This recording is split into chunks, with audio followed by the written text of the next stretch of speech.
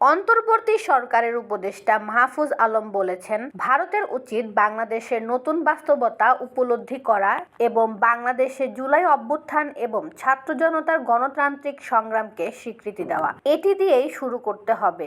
জুলাই অভ্যুত্থানকে পাশ কাটিয়ে নতুন বাংলাদেশের ভিত রচনা করা হলে তা দুই দেশের সম্পর্কের জন্য ক্ষতিকর হবে। 4 ডিসেম্বর বুধবার ভোরে নিজের ভেরিফাইড ফেসবুকে দেওয়া এক পোস্টে তিনি একথা বলেন।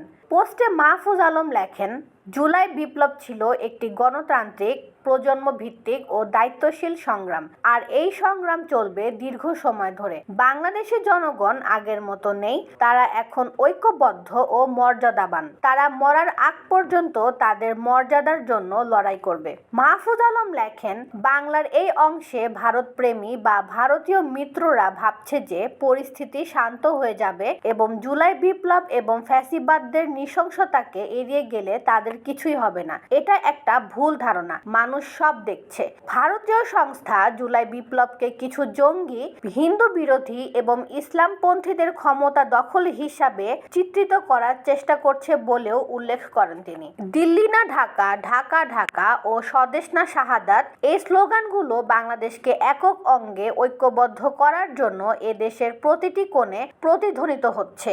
ভারত যেন এই ঐক্যবদ্ধ, মর্যাদাবান ও গণতান্ত্রিক বাংলাদেশকে তার শত্রু না করে।